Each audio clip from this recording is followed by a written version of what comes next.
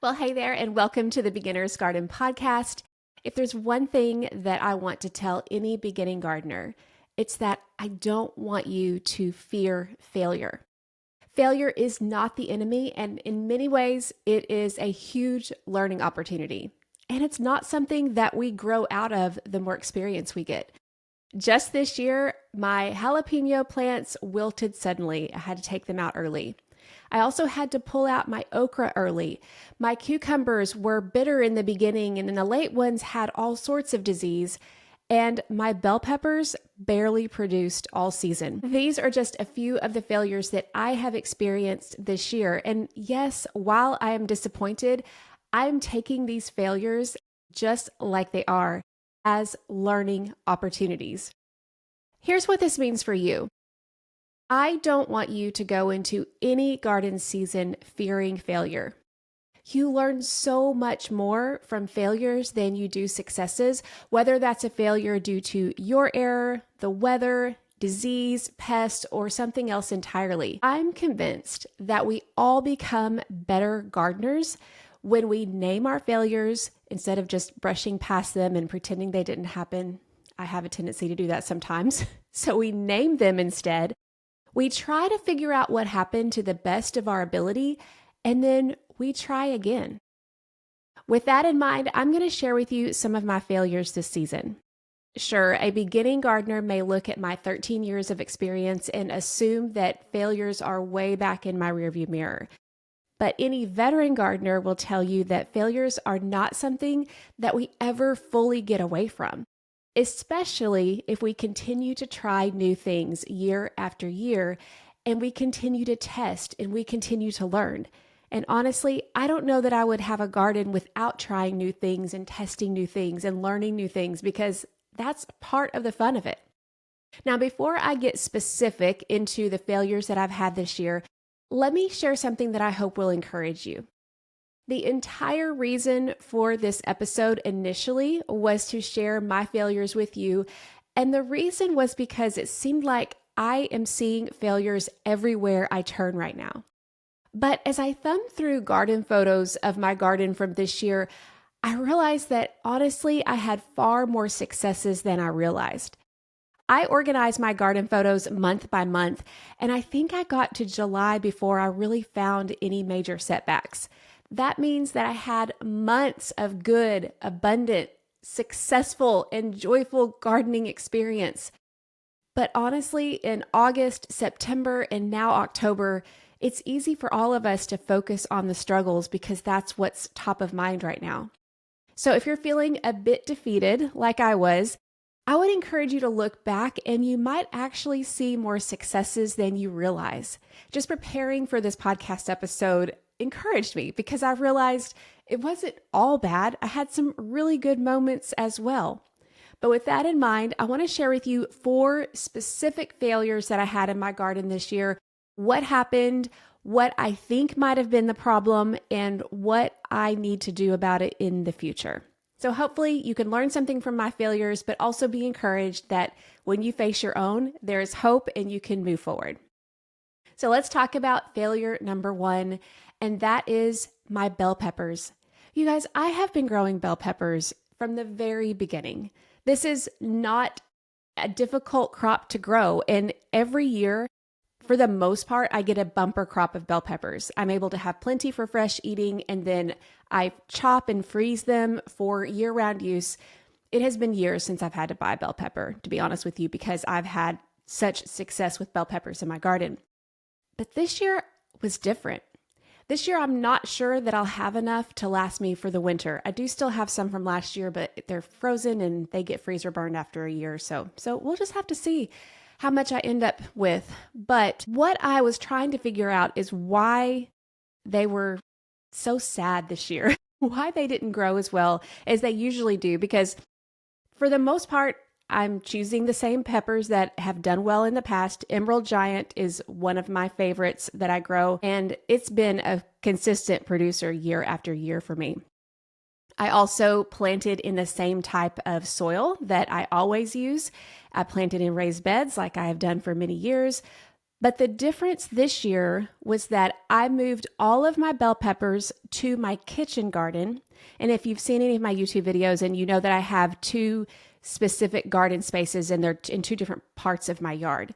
One of them I refer to as the big garden. This is the large, mostly in ground, but I have many raised beds in that too.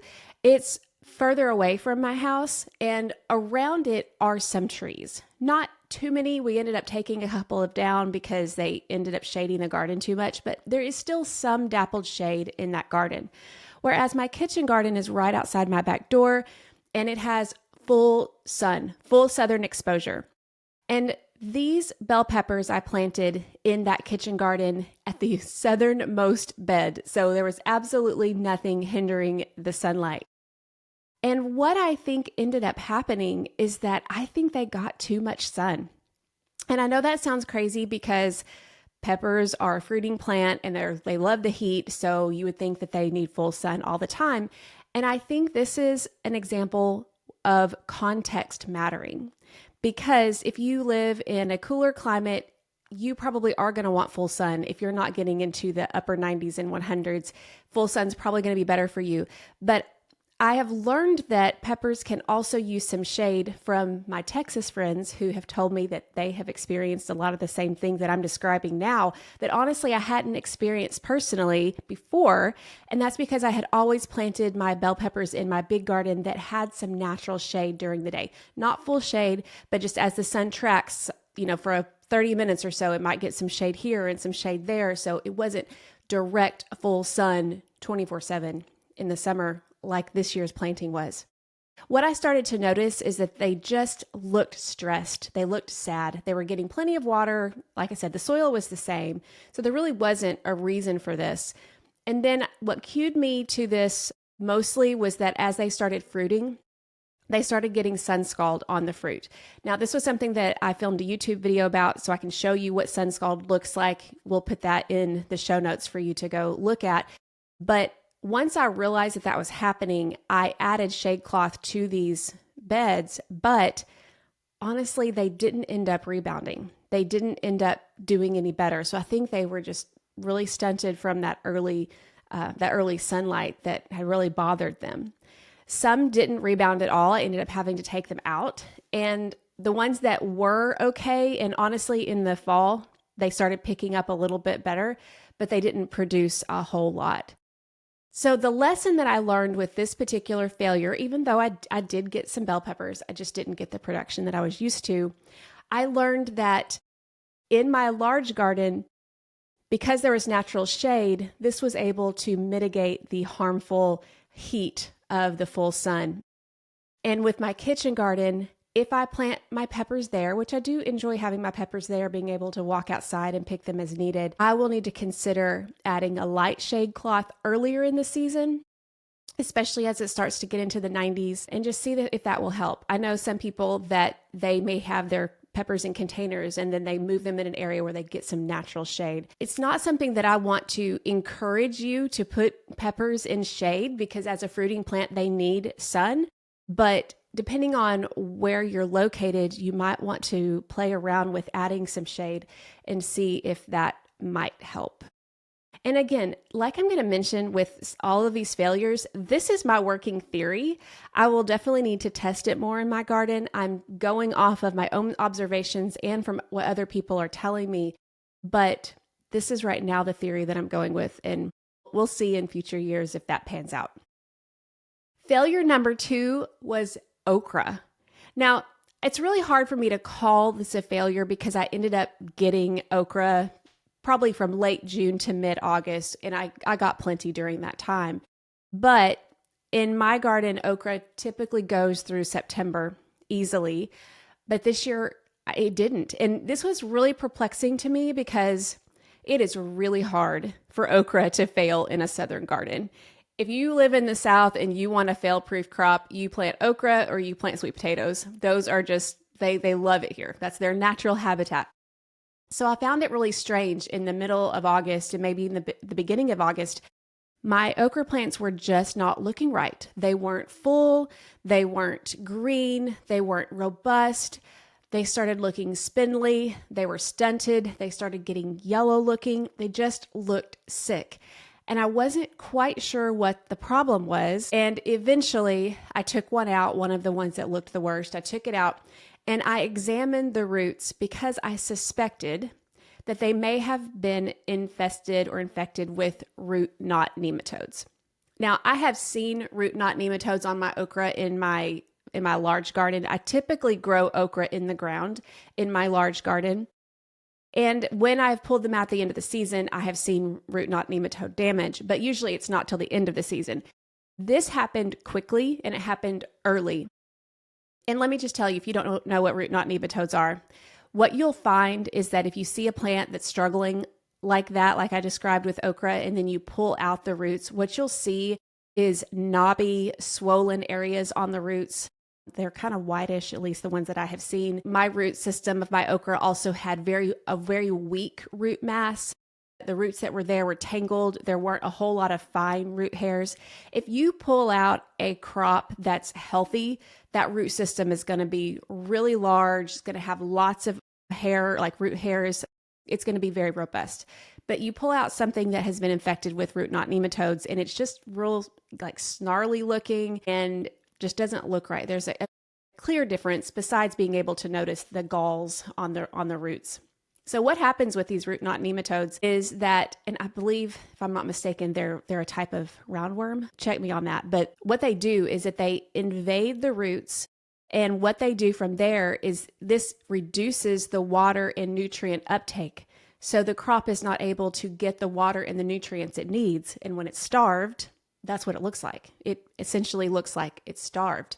Now, what I found interesting was that I wondered why this happened so early and also so quickly. Like why did this happen so fast? Because like I said, I have seen root knot nematodes on my other okra, but the okra still had grown really tall and robust before it was infected, and it was at the end of the season. So why was this so quick and so fast?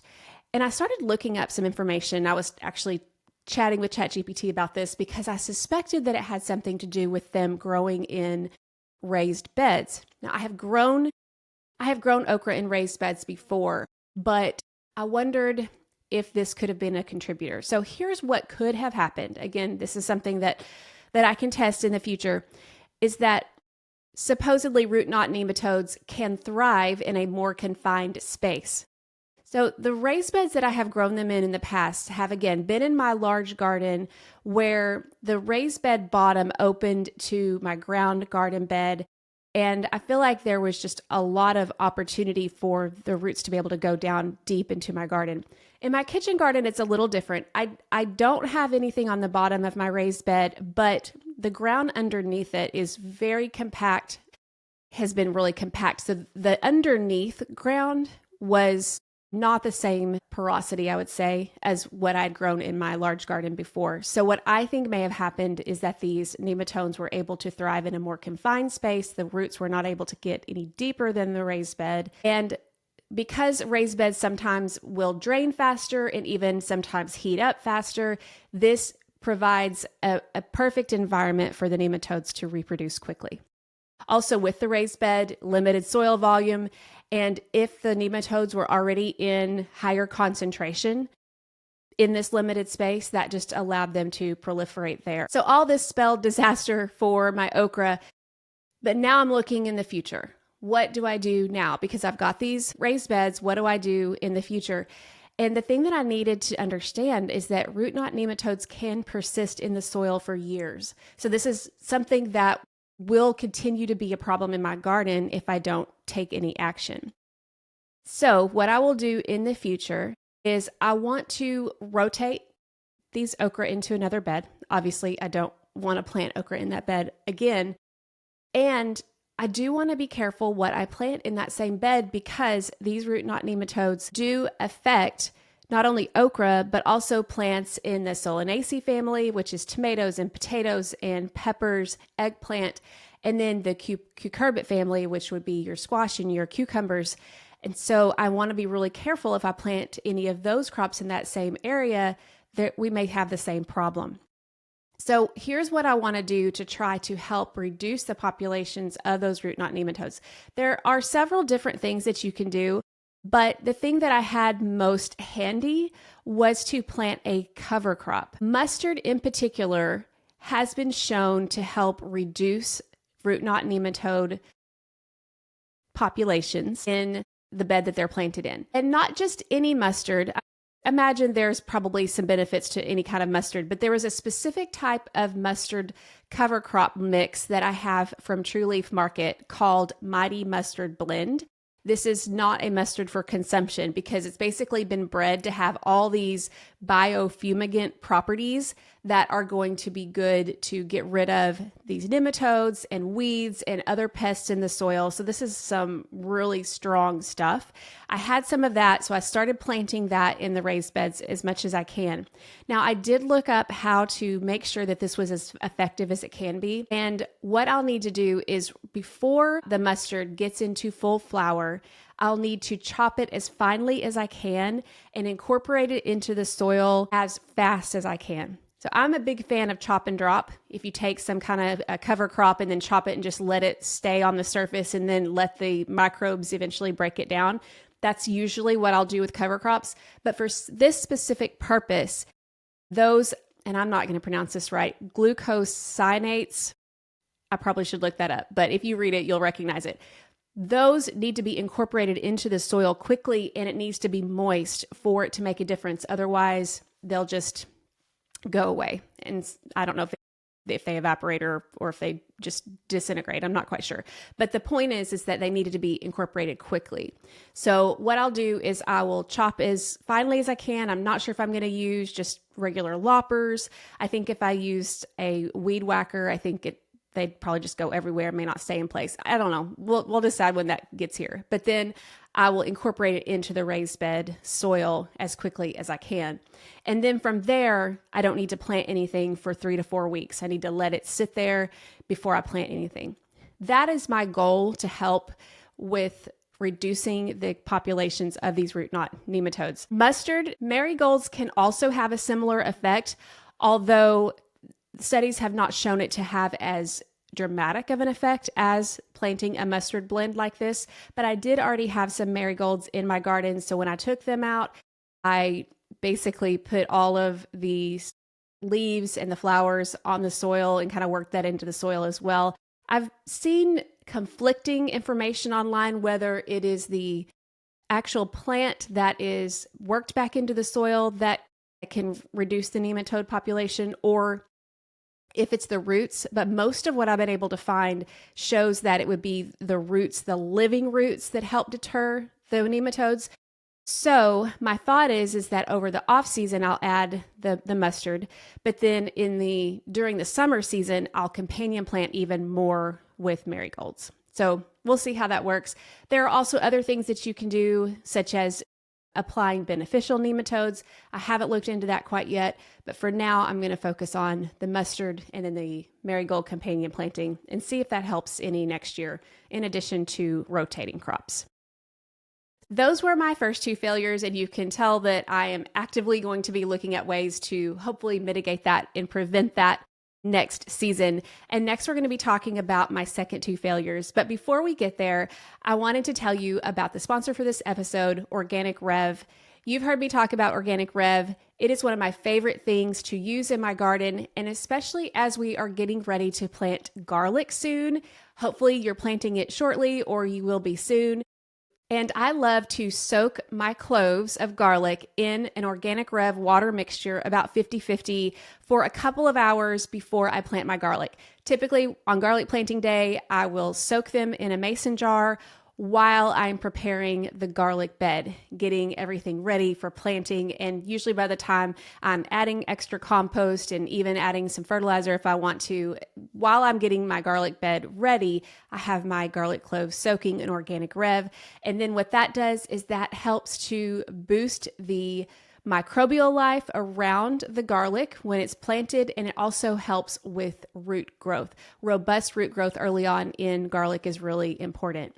And then with other parts of my fall garden, I usually will dip any kind of transplant 50-50 with organic Rev, 50-50 water to Rev, and then even add a soil drench of 1 ounce per gallon to any kind of crops that need it, especially as we head into the winter and I'm wanting a little extra resilience from crops, especially if we get a early frost. I do this in my garden as just part of my regular routine because I've seen how Rev works and how it helps my garden plants stay healthy. So if you're interested in checking it out for yourself, you can get 10% off by using my code Jill10. Just go to organicrev.com and then check out the link in the show notes if you want a direct link. Just don't forget to use my code Jill10 to save 10% off. Now, before we wrap up with our 2 final failures, I want to make sure that you knew about something time sensitive, especially if you've been eyeing the Greenstalk vertical planter. They're currently having a warehouse sale right now, but it ends in 1 week on October 21st. This is where you can grab some of their limited edition colors like peppercorn, chocolate brown. They just added maple, luscious green at their lowest prices ever, up to 65%. And there are also other colors that they're discounting as well. Whether you're growing greens for the fall garden or you're planning ahead for spring, these planters make it so easy to grow more in less space. And if you've seen any pictures or videos of my garden, you know they've been a staple in my garden for years. So just head to journeywithjill.net/Greenstalk and my code Jill10 will get you $10 off your purchase of $75 or more. And don't forget that this warehouse sale is only going on through October 21st. And with those closeout colors that they are discontinuing forever, this is only while supplies last. So check out the selection while you can. Go to journeywithjill.net/Greenstalk. All right, failure number 3 was jalapenos. Now, it's hard for me to say failure because I planted 7 jalapeno plants, 4 of them in one raised bed and 3 of them in another raised bed. Even though they were the same soil, the 3 in the other raised bed were the ones that I lost. Looking back at it, I'm trying to figure out what was the difference. They were pretty much planted at the same distance apart. Now, when I lost those 3 jalapenos, it wasn't a surprise because over the last several years, I would say maybe 6 years or so, it's been a while, I've been dealing with mid-season wilting and dying of peppers, specifically smaller peppers, like my jalapeno peppers, my sweet pickle peppers. Some were more susceptible than others. Sometimes it would happen to bell peppers, but not always. But it was really strange because at first I thought naturally that it was a water problem. So I would be out there. Anytime you see a plant wilting in the middle of the summer, you assume it's water. So I'm watering. But I also found it strange that I'm sitting here watering these peppers, whereas my other bell peppers were doing just fine and they were on the same watering system. So what gives? Eventually I thought, well, maybe it's some kind of a disease.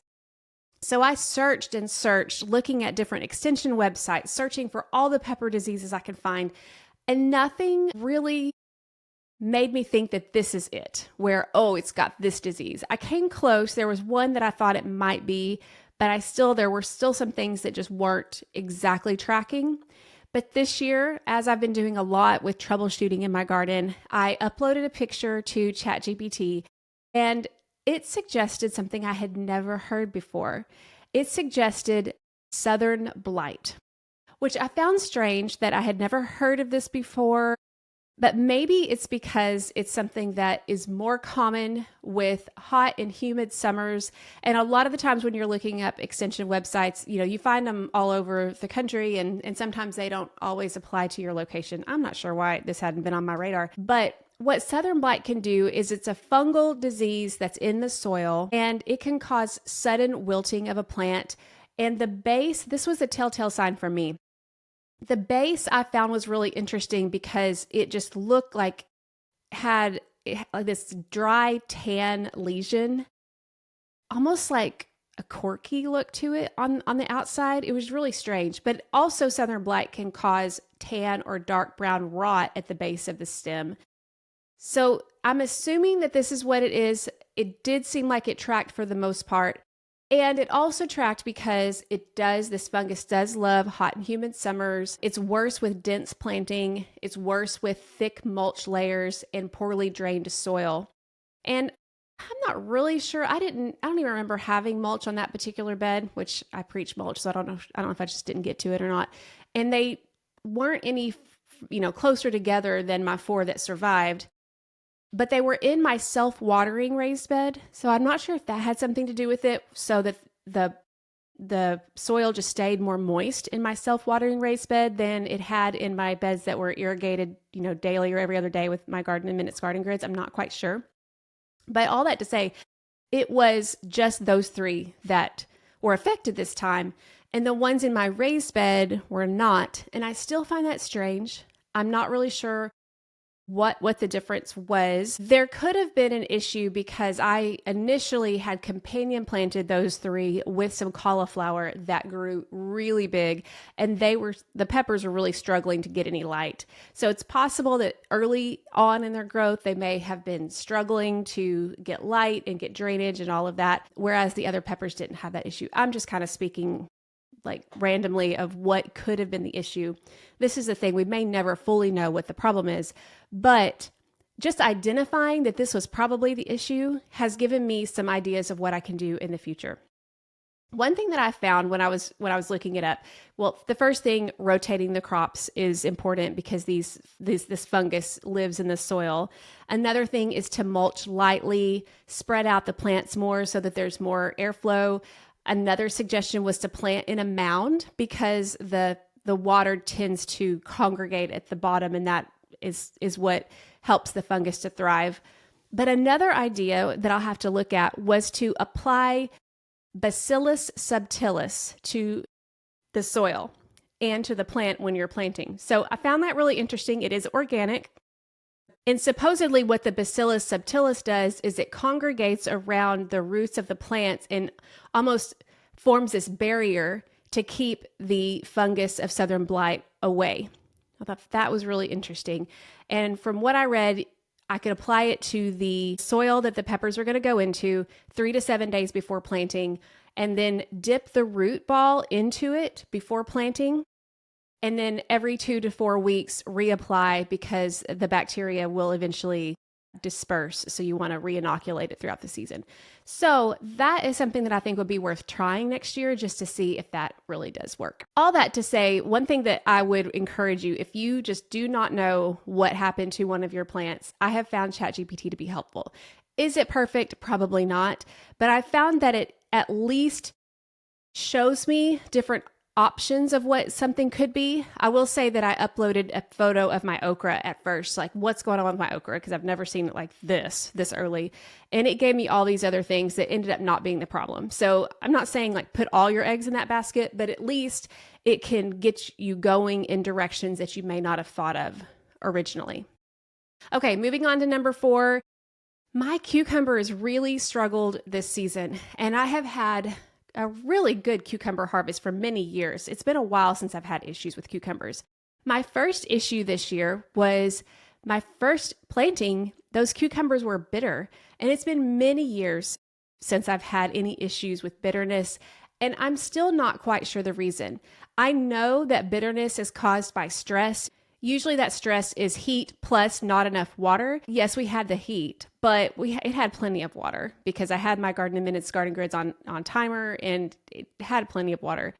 So I'm not really quite sure what that stress was. So I have to look that up a little bit more maybe in the off season. But the thing is, this early planting didn't deal with any disease. There wasn't any powdery mildew or anything like that. But I did plant a second planting. It's a variety called Ashley. And Ashley is one I have planted and done really well with in many years. It's supposed to be more resistant to diseases. But this time it got downy mildew, which I haven't seen much. Ashley in particular is more resistant to powdery mildew, which it didn't have any powdery mildew, but the downy mildew was really, really bad. What I found out later is that these powdery mildew and downy mildew tend to be worse in the fall because you've got cooler nights and warmer days, and the drier it is, which is kind of strange because when you think about fungus, you think about wet, but the drier it is, sometimes the worse it can be for these particular types of diseases. But one thing that I'm going to be looking at is that there are some varieties of cucumbers in particular that produce very little cucurbitacin, if I'm saying that right. So that's what causes bitterness in the cucumber. But sometimes if you get a variety that doesn't get as bitter, you are compromising on its disease resistance. So I was like, okay, so I have to choose one or the other. So in the future for next year, I'm going to look at some varieties that are supposed to be lower, not very much bitterness, but also more disease resistant. So if I look at my early planting, I forgot to mention this. It wasn't Ashley that I planted. It was a new variety called Gateway that was supposed to be really good for my climate and very productive and resistant to diseases, which it was, but it was the one that got more bitter. So what I want to be looking at is a variety that low bitterness and then more disease resistance. A couple of varieties that were suggested I've never tried. If you've tried either of those, I'd love to hear. Would be Olympia and Bristol. So I would love to hear if you have any particular varieties. And because I haven't had any issues with cucumbers in many years, it could have just been something different about the year. I don't think I have any more Gateway seeds. They were not that cheap, so I may have used them all. But I hate to take one particular season and be like, okay, we don't want this anymore, because it just could be something with the season. But it's definitely something that I want to look into for next year because I love my cucumbers. And thankfully, even though the Ashley cucumbers did struggle with downy mildew at the end of the season, they produced really well considering how much disease pressure they were under, and I was still able to get enough cucumbers to eat fresh. So I'm happy I just didn't get overloaded with them this year. So I wouldn't consider that a full failure, but it was a little bit of a disappointment. So as you're wrapping up your garden season this year, what I hope you hear from this is that every failure holds a clue for next year's success. What can we do to make things better? So take a few notes, reflect on what worked and what didn't, and understand that you may not have all the answers, but you could still continue testing and trying over and over to see what more you can learn. And then knowing what you know with your experience this year, you're already headed into next spring more prepared than you were this year. So take that as education and knowledge that will make your garden better. Now, if you would like even more help to stay organized, I do have my seasonal garden task list that helps you know what you need to do with each season. Fall, winter, spring, and summer. We'll have that free download in the show notes if you're interested in that. It's a free guide that tells you everything you need to do and when you need to do it, so that as we move from fall into winter, you can move into that next season with confidence, knowing what you need to do with each season. I hope that this week's episode has been encouraging to you and maybe informative to help you go into your seasons and know what you're getting with your failures, that you're getting opportunities. And next week's topic is going to be what I learned in planning 10 fall gardens for other people. So you may have remembered that I opened up a done-for-you garden planning service last July for the fall garden. And after talking one-on-one with 10 people and planning their gardens, there were a lot of things that I learned, a lot of patterns that emerged that I found really interesting. And I'm going to share that all with you next week. So be sure that you're subscribed on whatever podcast platform that you use, and I will chat with you again next week. I hope you have a fantastic week.